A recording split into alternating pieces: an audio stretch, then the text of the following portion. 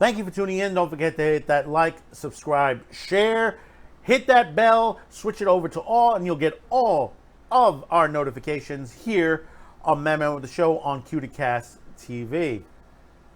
Well, every once in a while we get an article out that is very interesting, especially with a lot of classic stuff coming out. And, you know, some of the things, you know, one thing about Man with the Show, we talk about pop culture. Saturday Pre-Flight, we talk about the classics. One of the big things out there is the censorship or ban of movies and TV series throughout the world. You know, it's happened here, it's happened overseas. One of the beloved series, you know, we know Star Trek very well, the original series. Gene Roddenberry, such a great series, 3 seasons, fantastic episodes. But did you know that basically certain places banned certain episodes due to its content or subject matter? Yeah, that's right, folks. Most people don't realize this. In a day and age like 2021, that they think, well, we're all afraid, stuff like that, you know,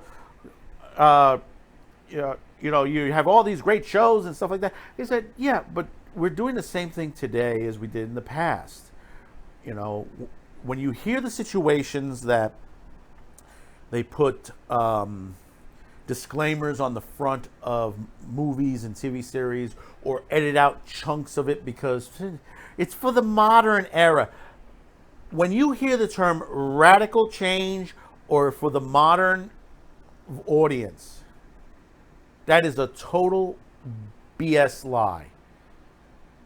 Because basically, you can watch whatever you want from whatever era you want properly. You know, we went through the Hays Code back in the 30s, the 40s, the 50s, and the 60s on there. You know, after such a long time that, you know, changed from the Hays Code to the MPAA to get us back to a point where artistic expression could be used fully again. Now we're starting all over again and doing the same again. A new type of Hays Code 2.0. But the thing to bring up here, and just show you the stupidity of how people think, is we're going to switch back in time, back to the original when Star Trek aired, and I'm going to give you 5 episodes, you know, 1, 2, 3, 4, 5 episodes that were banned. Most of it was in England, that's on the BBC network, and we'll tell you why they were. I want to thank MeTV because MeTV wrote this article, and they gave us the 5 particular shows on there. You know, every once in a while we do talk about MeTV. MeTV is a great channel. People have been putting it down. Some people have been putting it down and says it's not going to last. It's not. The audience is growing because people are tired of the crap that's going on today. Of all the programming, all the bad shows. We're seeing shows getting canceled left and right. You know, they're trying to continue shows that are just literally dead before dawn. And, you know, this is what happens. So let's look at it. Let's start out with the first one that we want to talk about. And we're going to bring a little bit from the MeTV article and the reasons why. The first episode is Miri. Now, if you're not familiar with Miri, it's a really good episode. Kirk and a party beams down to a planet where basically it is just literally an apocalyptic place. And what they find out is all the adults are dead. Only left are the children, and it sort of becomes sort of Lord of the Flies. But let's read from this. This episode features a society of children whose parents have all mysteriously died of a disease. It was banned by the BBC because it dealt mostly with the already unpleasant subjects of madness, torture, sadism, and disease. This was likely considered even more offensive than other Star Trek episodes that featured similar storylines because the cast was primarily children, and in the UK, Star Trek was considered a children's show. Yeah, so was Doctor Who. So was Doctor Who at the time. And believe me, some of the creatures that were in Doctor Who scared children, the Daleks, the Cybermen. That was the appeasement of the show. I mean, here we have a story where a plague has wiped out adults. Now this this sounds very similar, and there is a series within the last couple of decades, and actually there's two series. I mean, there are other series that have similar thing where parents have disappeared or onto there, but there are two series. One of them was made in the United Kingdom. The other one was made here in the U.S. The one that was from the United Kingdom in the 90s was the series The Tribe, which is the similar implications on that. I think it ran on Channel 5 in the United Kingdom. The other, who was written by the great J. Michael Straczynski, you know him from Babylon 5, and that's the TV series Jeremiah with Luke Perry, Malcolm Jamar Warner. Really good series. If you haven't seen Jeremiah yet, I haven't seen The Tribe, but if you've never seen Jeremiah is really, really good. I mean, this takes to the presence that already a couple of years have passed, so some of the children have already grown up, and they're in their teens or getting into their adulthood. I mean, a disease completely wiped out the adults. There is a faction of adults left, but you have to watch the series to understand why. I mean, Sean Astin's also in this, and many others, and it's really good to see how it's done. So when you go back to look at a episode like Miri on Star Trek, the original series, it was ahead of its time. To think that other science fiction writers, TV writers, have written stories similar to Miri, to consider that that this was Star Trek and that it should be banned. No, it shouldn't be. I mean, it goes to show you the mentality of some of the people in these networks.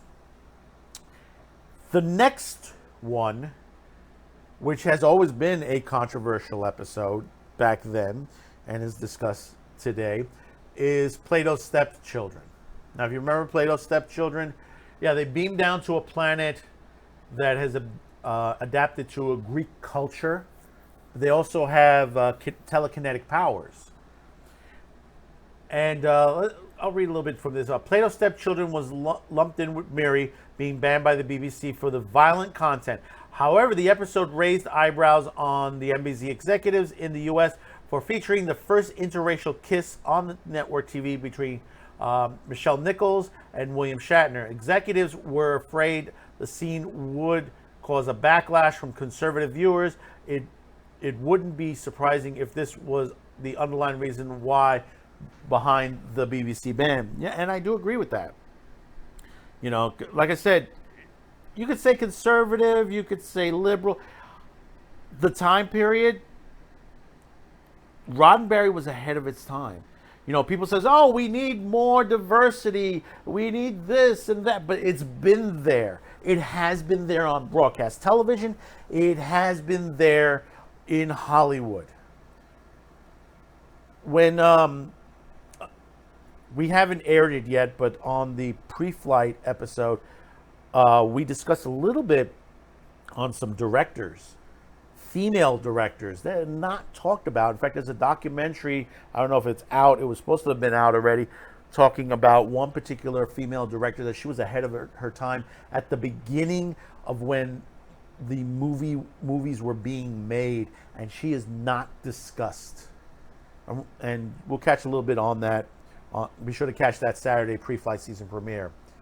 The next episode, which I think is one of the best episodes of all the Star Trek episodes from the original series, the Empath. And the Empath, they beam down where the landing party is attacked by these aliens, where they're torturing them, to this woman who doesn't speak at all.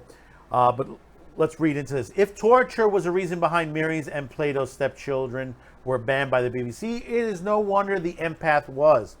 Though there isn't any really outright graphic violence in the episode, as Kirk, Spock, and McCoy are tortured and chained up by aliens called the VNs, part of an experiment. They're locked up in a chamber with a mysterious woman who turns out to be an empath. The VNs torture the men in effort to see if she is compassionate enough to have her species saved. Though McCoy almost dies, Jem saves him. Despite the happy ending, the BBC wasn't having it. See, the thing about when you look at these episodes and they say, well, it's torture, it's violence, stuff like that. This goes back to what I was talking about, the Texas Chainsaw Massacre. The Tobe Hooper version. People always, and you have to remember, the Tobe Hooper version has been banned in many different places. Why? Because they say it's grotesque, it's very violent, ultra violent, and stuff like that. But compared to the movies today, no, it wasn't. It wasn't really. It was placement of shots on how things were done. Yes, there was blood, there was a little bit of gore, but certain scenes were done in a way where it was shot that it kind of like said, oh shit, what the hell is going to happen? He just dragged the guy in the door and oh my God, there's a hook in there.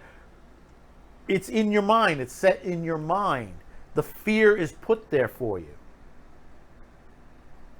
For someone to say, well, look, they're getting tortured and all that. Are they being whipped on there? Which there is an episode, which I am surprised it is not on this list. And that's Bryan Circuses. I'm surprised Bryan Circuses wasn't on this list. Because there is torture. Because there was the Roman Empire, the one where they beamed down the Roman Empire. If the Roman Empire had survived into the 20th century, what would Rome look like in the 20th century? And there was some whipping scenes in there. And it's the same thing with another one that's on this list, which we'll discuss in a bit. That's also on this list, which there is a sort of torture. But it's, you know what the thing is, this is broadcast television. The torture was like hitting somebody or a whip or something to that nature. You know, there were plenty other movies and TV series that had things similar to this.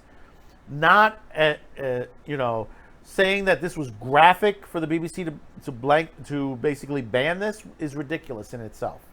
But it goes to show, here the thought process again of network executives. Because basically, they just didn't like it. They didn't want it.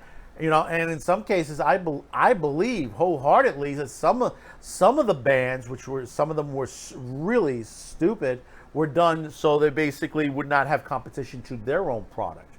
Think about that for a minute. The next one on the list, which is another great one on there, and had some great cast members on this one, including Batgirl herself, Yvonne DiCarlo, for whom gods destroy. And we'll read that. By now, we've learned that torture was frowned upon in British television. However, this isn't the only reason. Who Gods Destroy wasn't originally aired in the UK. The main reason the Brits weren't originally able to tune in was actually one of the most famous scenes in the show's history. The risque performance of Marta, the Orion slave girl. Despite the fact that Spock says the dance reminds him of the dances done by kids in Vulcan nursery school, it wasn't deemed suitable for children. Now, I'm not certain on the schedule, and on this listing, it's not here. The pilot movie, which probably wasn't shown on the BBC, which became the two-parter, which later on, since the Cage, the pilot didn't do well, and then of course it was replaced by Where No Man Has Gone Before, you had the two-parter, the Menagerie, which was the trial of Spock, that he had kidnapped Captain Pike to take him back to a planet that was basically was called off limits by the Federation, with a death penalty thrown into there. And there is a scene in the Menagerie, which is the Cage, where there is a Orion slave girl dance in that, and I'm surprised that wasn't on the list. It probably was banned, but seeing on the list, I have not seen it that it was banned, but it's a possibility it was. But for them to say, oh, it's a risque dance and this and that, there's been a lot in British history as far as risque. If anything, there's been more risque in the British network than on American television. So it's kind of a hypocrisy in that situation. I mean, all you gotta do is look at commercials from overseas on the kind of commercials that they put out versus the commercials they put in the U.S. within the last several decades. And you'll understand why. Now, the last one itself was not only banned in the UK, it was also banned in Germany. And the Germans technically didn't get to see it until about 10 years ago. 10 years ago was the first time on German broadcast television this aired. It's amazing, isn't that? 10 years ago. Over 30 years it took for a particular episode to air on German television. And that's Pattern of Force, which is also one of my top favorites. While we might scoff at the idea of Star Trek being too violent for the British kiddies, it's easy to understand why Germans wouldn't air Patterns of Force. The episode focuses on Kirk and company's search for a missing Federation historian who turns out to have manipulated an alien culture to take after the Third Reich. Despite the fact that the Federation is attempting to undo this wrong, that there are logos, you can't say it on there, abound, and the outfits are just a little too much like the vintage German uniforms. Now, the thing about it is you have to understand to the situation of the whole entire story when you watch it from beginning to end. And this is the reason why when you have people who ban stuff and they sit there and they go, oh, we can't have this because of the German uniforms and this and that, and not realizing that there is a story behind this. And if you haven't seen the episode, and I'm going to give you a spoiler here, the reason why the scientists did this was that the planets were fractured. They were just literally dying out, and they just could not fend for themselves. Yes, you could say the group in Germany were bad. But understand from a historical perspective, that if you look at the history of Germany, yes, they were all fractured at the time. And when you see other groups, and you had other groups, socialist groups fighting, joshing for the situation, you had everything split up. What happened was they were able to put themselves as one major country again at that point, if you think it's from a historical point of view of Germany. And that's what this particular historian wanted to do.